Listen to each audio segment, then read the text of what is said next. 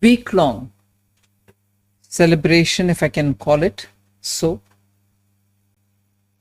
marking 75 years of Azadi ka Amrit Mahotsav.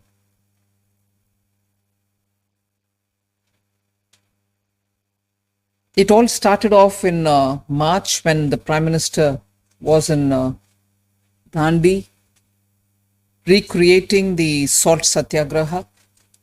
So March 2021 onwards, 75 weeks ending August 2022 is when the Azadi Ka Amrit Mahotsav is ongoing.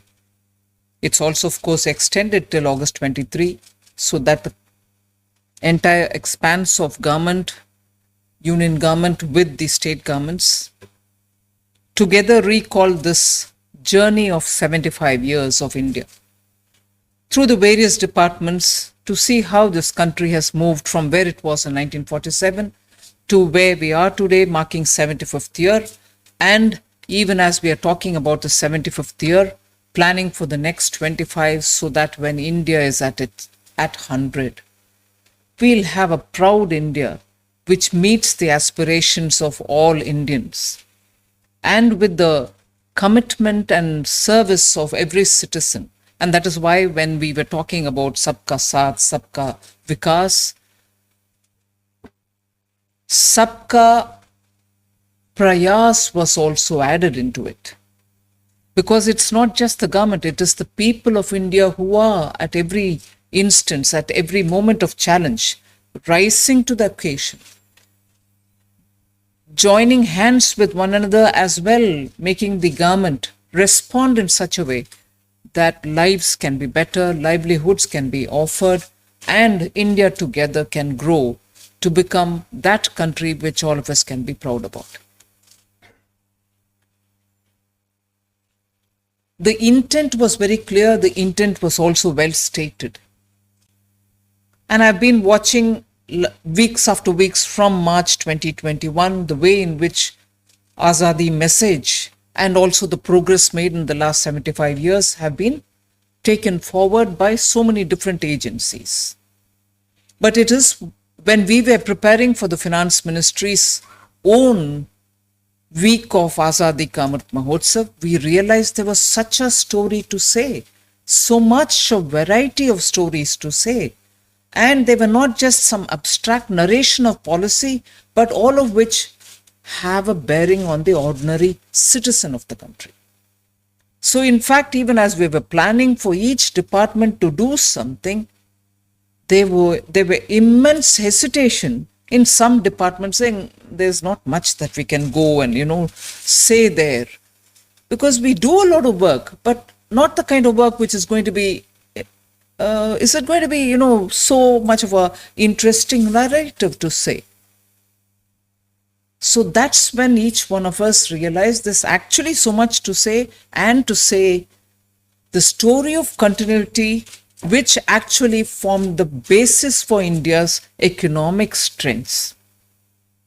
Chief Economic Advisor rightly recalled that India's fundamentals are back again, sound now, because many steps taken between 2014 and today have actually gotten us out, gotten India out of that trying situation in which we were. The double balance sheet problem, the twin balance sheet problem, the fragile FI economic, and also the way in which NPS has mounted. I'm talking about the recent past. But every so often, a decade or 15 years, we've had a cycle of issues, challenges, which every government had to face and pull India out of. So it is not so unique for us to recall that periodically, the dead wood accumulates, as it were. And it is on the shoulder of some governments to remove those dead wood and revive the economy again. So if 1991 saw one kind of, steps taken by the government, an economy being revived again, whether it is after opening the economy or even otherwise, so was the situation in 13-14.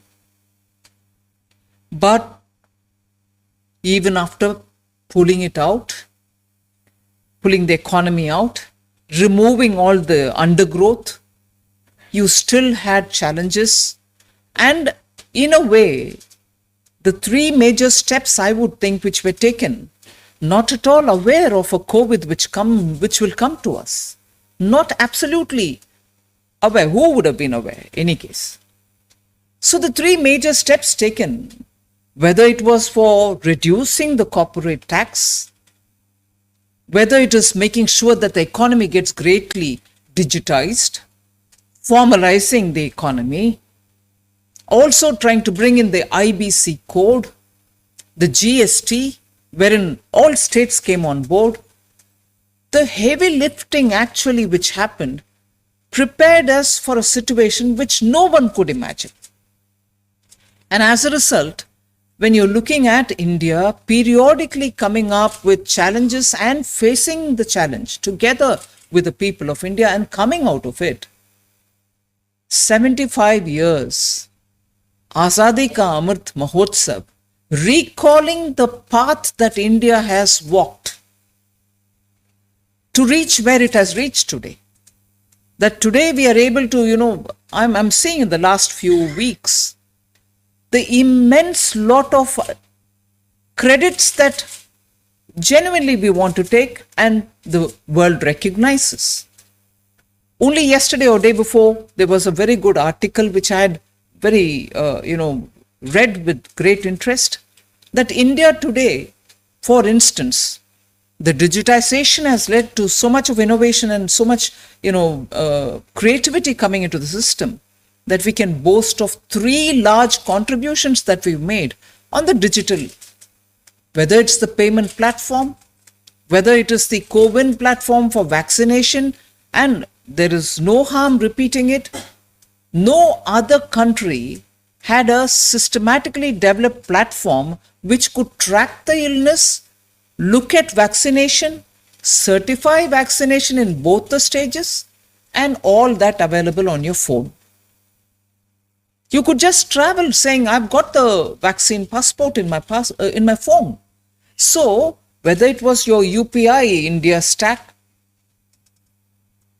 whether it is for payments, whether it is improving small businesses to be able to access the globe with this digitized version of buy and sell, or whether it is co-win platform, you have really now told the world that pandemic or no pandemic, we are there, we are moving forward, we are showing the way in digitizing the economy. So every challenge has been met with the participation of people, and as a result of which we are seeing that collective synergy resulting in such great advantages for us as an economy.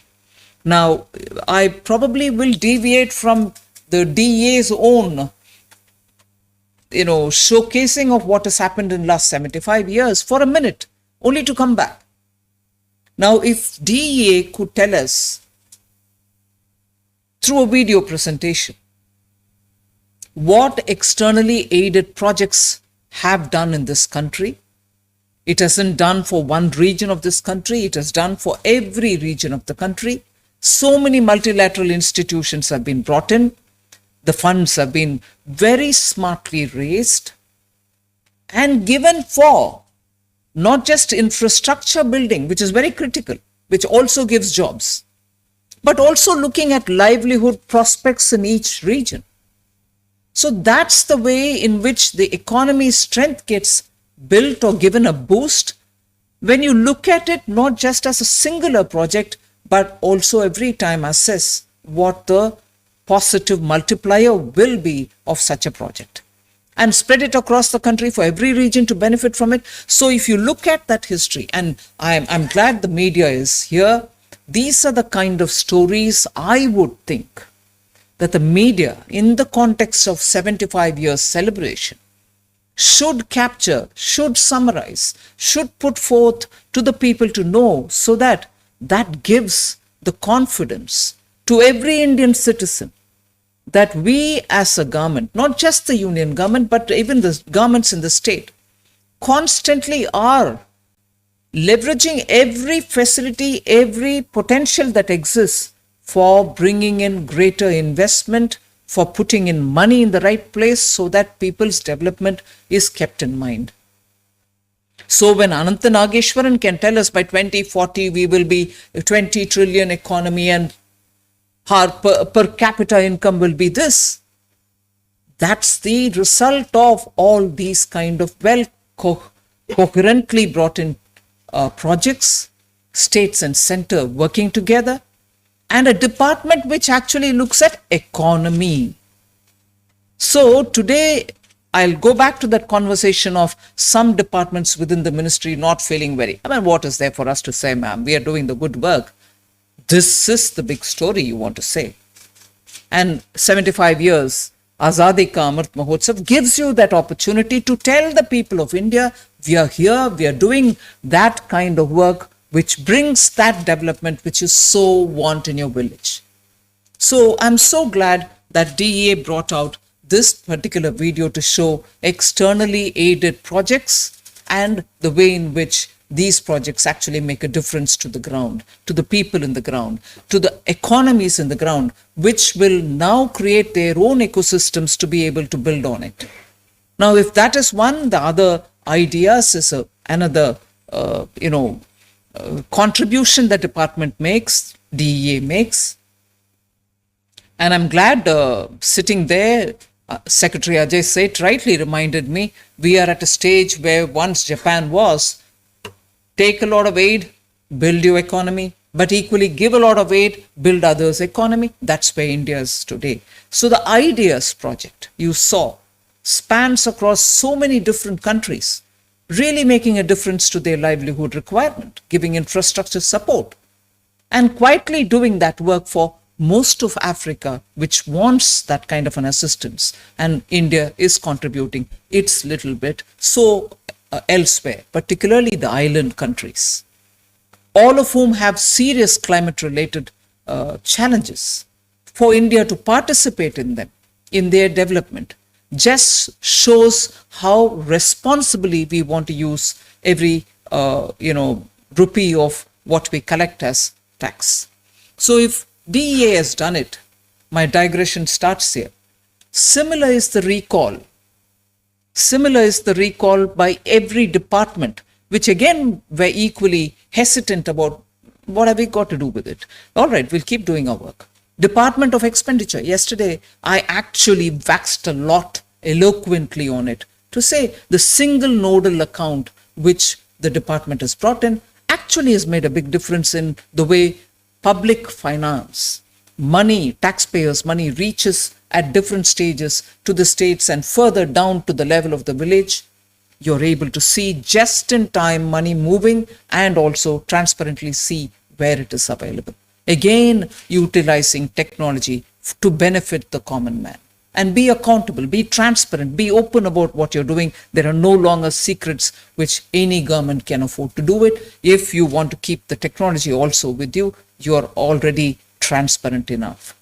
So if DEA could tell you two different stories of how the fundamentals of the economy, and Department of Expenditure could tell you what the money is being sent and how much is being sent at what point in time and to who, I think, sorry about the rest of you, I seem to be addressing the media only.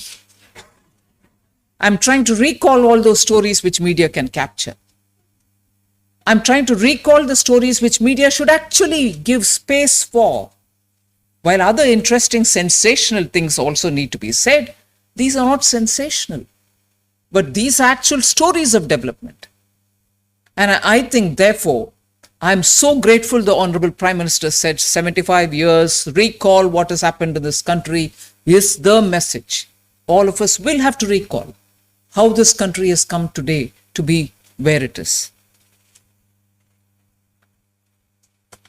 Coming back to the DA again, and also looking at the way in which we have the SEBI narrating the story, we have the NSDL narrating the story of how investments have helped and how investments will have to be built, on how investor education is so much important, and how digital tools are being readied to help people to inform themselves on how to access the market so that the savings that they have is not just going to be lying somewhere with some petty returns. Today you have a very prospering stock market where you can put the money and earn a lot more in a very open fashion. It's not about companies which are badly governed. It's actually the story of companies who are more transparently and well governed.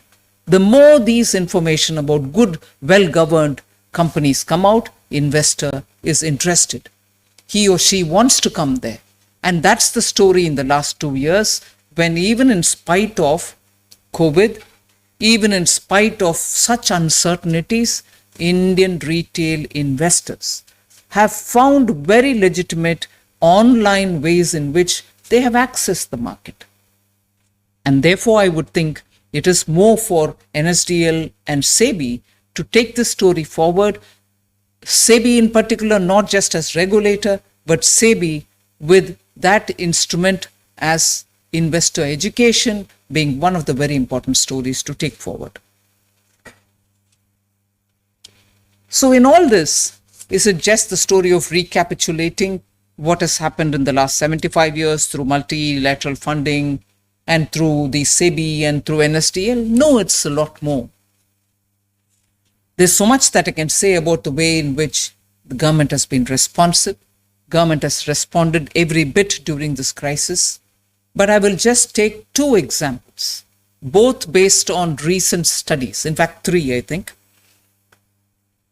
KPMG, one of the big 4 about which all of us talk, big 4, they also do studies. I'm quoting one of them, which KPMG together with the KfW, which is a German aid agency, had looked at Pradhan Mantri Garib Kalyan Yojana and said, actually, these are very important lines for us to recall. That study shows that because of GKY, Garib Kalyan Yojana, the probability of cutting down the consumption of utilities has actually come down by 75% because of PM Garib Kalyan Yojana. Across all sources of people who responded to the study and across all the parts of the country, destinations and locations all taken on board, 75% of people had said that because of PM Garib Kalyan Yojana, the probability of cutting down on consumption utilities was reduced by 75%. The reason why I'm quoting these 3 studies, one which I'm mentioning now, is when government looks at targeted approach of providing assistance and takes the input from the ground and does so quickly, in time, and in a very open fashion, the impact is there for all of us to see. So the Garib Kalyan Yojana, which became a part of the announcements made during 2020, the COVID affected year, is now confirming that idea that if you gave it in time, gave it targeted, it bears good result. So if people had responded, that 75% probability of cutting down consumption utilities was there. That is to speak about the success of PM GKY. And also the cash support which was given during that time, both in cash and also in kind transfers, reduced the probability of cutting down on food items by 76% across all states. So overall, the respondents of that study by KfW and KPMG has shown that assistance under the PM Garib Kalyan Yojana schemes reduce the probability of borrowing money by 67% of all respondents. So it is one thing to talk about actively give money in the hands of the people, but a totally different thing when the targeted approach which Government of India took through the PM Garib Kalyan Yojana, respondents did not have to borrow money to live their lives. They lived their lives with dignity. So that is a study by completely outside of the government agency. I want to quote it today so that that's a point which all of us can take a certain level of comfort from.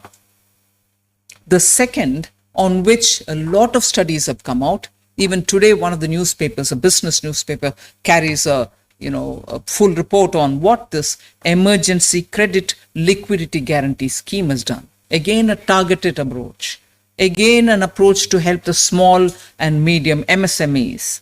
And just to give you the figure to start with, as of March 2022, loans sanctioned under the ECLGS scheme, which was fully guaranteed scheme from the Government of India, crossed 3.19 lakh crores. Sanctioned amount has crossed 3.19 lakh crores. The scope of ECGLS has been now extended till 2023. So it started in 2020. We found it to be an effective instrument through which help is reaching MSMEs, and that was extended to 22. Now it is extended to 23. So the hand-holding in time, which is what today's newspaper has a complete story on, hand-holding which the government extended during the time of the pandemic has actually kept many of them above the water floating. Otherwise, many of them had the risk of, closing down. So that has helped as well. On that, there are several studies. Today's newspaper carries one of them. But the fact is, again, a targeted approach, not splashing money, but making sure it reaches those who desperately need. Again, a design, a work, and an implementation monitoring done by this ministry along with the Department of Financial Services. And the last one, which I would like to highlight, is again something which we kept the poor in mind, their health requirements in mind, and making sure that the poor don't have to spend cash to ensure that they get into hospital or pay for the medicine or pay for the bed or any of that. So the Ayushman Bharat, again a very well tailored program. There is a study, I am quoting from that study, and this study is by a professor from the Indian School of Business, Professor Prasanna Tantri. He says that this study says this Ayushman Bharat program shows that apart from other benefits, and I quote here, apart from other benefits, the implementation of the Ayushman Bharat program is associated with a 21% decline in out-of-pocket health expenditure. 21% decline in out-of-pocket health expenditure and an 8% reduction in the tendency to borrow for emergency health purposes. So 8% reduction in the tendency to borrow emergency loans for health purposes among poor households. Now, there are many more things I would like to add on here, but the fact is, I've just taken three examples where agencies outside of the government have assessed them after 2 full years and said very clearly that these have borne the right kind of results, and because of that, those sections which are otherwise vulnerable are today able to stand up and say, yes, we are trying to come out of this situation. So a Department of Economic Affairs, which looks at the economy. So in fact, let me digress again for a minute. There are people who sometimes say, why is this ministry called Finance Ministry? It should be a ministry which looks at finance and the entire economy. So it should be Ministry of Economic Affairs and Finance. It is not just that somebody is interested in giving a bright idea, but it is emanating from the point that this ministry, as much as it takes care of the public finance, is also looking at the economic health of this country. And therefore, if Ajay Seth, Secretary Economic Affairs, had hesitations about what are the kind of things we can recall 75 years of India's independence story, I've not finished yet. That is how many that you can say. But I'm not going to take more time of yours. But Department of Economic Affairs, I think, has done well to come out with all the stories. And I'm very grateful. And I'm very grateful indeed for the presence of former Deputy Governor of Reserve Bank, Usha Thorat, NSDL's chief here, Padmaja Chunduri, and also others who, and since the message is already out because of the full-time director SEBI, I wish the SEBI chairperson all the very quick recovery. I wished she had been here. She could have actively participated in many things about SEBI, but I'm sure she'll get well soon and we'll find a next opportunity to interact with her. But I'm all very grateful for each one of you all to have come here, participated in this. It is an important time for India's economic history. We need to recall all that has happened, learn lessons from those missteps which had happened earlier, make sure technology helps us to be transparent and open. There cannot be any accommodation of people who want to game any system. India has to set very high benchmarks. So thank you very much for coming here. I'm sure the story will continue till this Saturday on Finance Ministry's story of Azadi Ka Amrit Mahotsav.